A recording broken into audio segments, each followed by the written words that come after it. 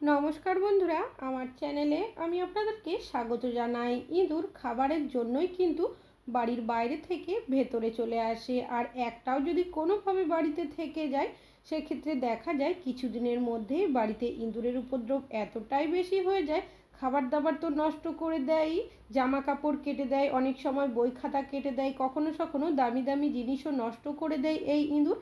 যার কারণে আমরা অনেকেই কী করি, বাজার থেকে বিভিন্ন ধরনের ওষুধ কেমিক্যাল কিনে নিয়ে আসি ইঁদুর মারার জন্য। তবে দেখবেন ইঁদুর বাড়িতে এমন জায়গায় মরে পড়ে থাকে, সহজে কিন্তু আমরা খুঁজে পাই না, বাজে দুর্গন্ধ ছড়ায়।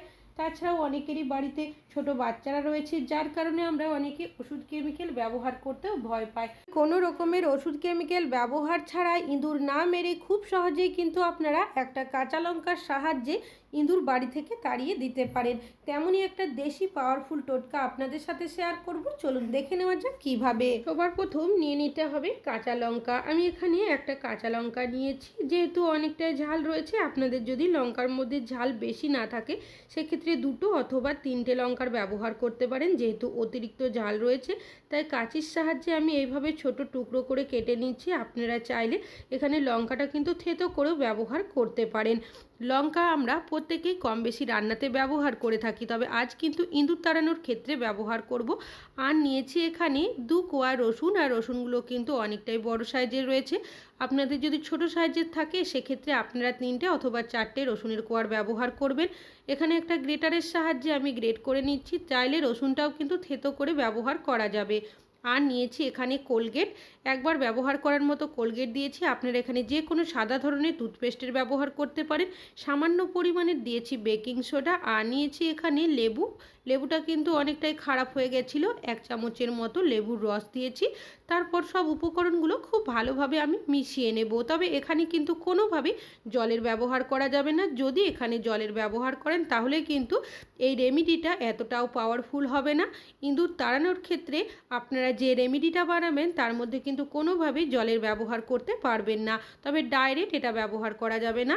অন্যদিকে একটা কন্টেনার নিয়েছি, তার মধ্যে দিয়েছি বিস্কুট। যেহেতু টোস্ট বিস্কুটটা অনেকটাই শক্ত হয়, একটু জল দিয়ে দিয়েছি।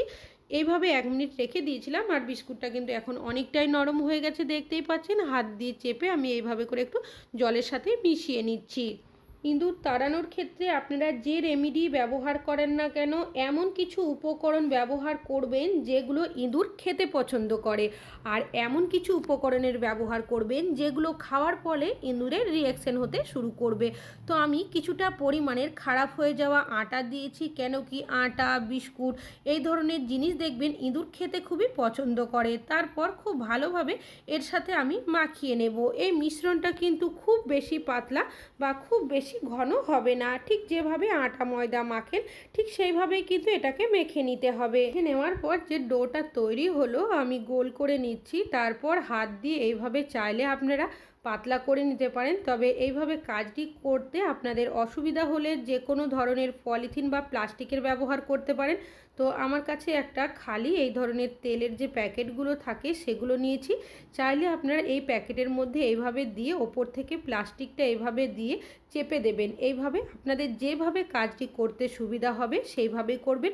তবে অবশ্যই কিন্তু যে লেচিটা আপনারা দেবেন হাত দিয়ে চেপে একটু পাতলা করে নিতে হবে, সেটাই কিন্তু খেয়াল রাখতে হবে। তো দেখতেই পাচ্ছেন এইভাবে চেপে চেপে আমি এই লেচিটাকে রুটির মতো করে বেশ কিছুটা বড় করে নিচ্ছি, তবে একদম পাতলা করবেন না, নাহলে কাজটি করতে সমস্যা হবে। এইভাবে চেপে চেপে কিন্তু আমি এই রুটিটাকে অনেকটাই পাতলা করে নিয়েছি। এর থেকে পাতলা করার কিন্তু প্রয়োজন নেই, নাহলে কিন্তু ছিঁড়ে যেতে পারে। তো আগে যে মিশ্রণটা বানিয়ে রেখেছিলাম সেটা সবটাই এর মধ্যে দিয়ে দেব।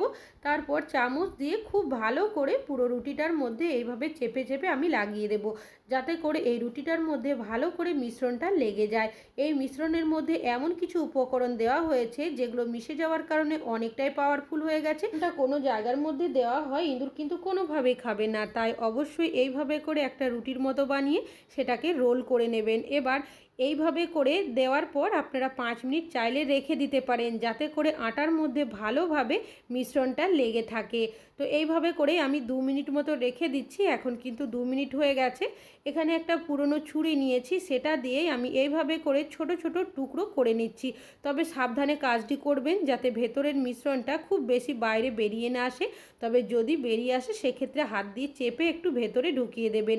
যখন ইঁদুর এগুলো খাবে যাতে ওপরের মিশ্রণটা আগে মুখের মধ্যে পড়ে, কেন কি যখন বেশ কিছুটা মিশ্রণ ওরা খাবে না, তখন দেখবেন ওদের পেটের মধ্যে রিঅ্যাকশন করতে শুরু করবে। এখানে সামান্য ঘি ওপর থেকে ছড়িয়ে দিচ্ছি। ঘিয়ের গন্ধটা যেহেতু অনেকটা স্ট্রং, অনেক দূর অবধি ছড়ায়, ইঁদুর যাতে খেতে আকৃষ্ট হয় তাই ঘিয়ের ব্যবহার করেছি। আমরা যেখানে আলু, পেঁয়াজ এই ধরনের সবজিপাতি দেখবেন এনে রাখি, রাতের অন্ধকারে ইঁদুর অনেক সময় মুখে করে নিয়ে চলে যায়, কখনো কখনো নষ্ট করে দিয়ে চলে যায়। অবশ্যই কিন্তু এই রোলের টুকরোগুলো এইভাবে করে সাইড করে রেখে দেবেন।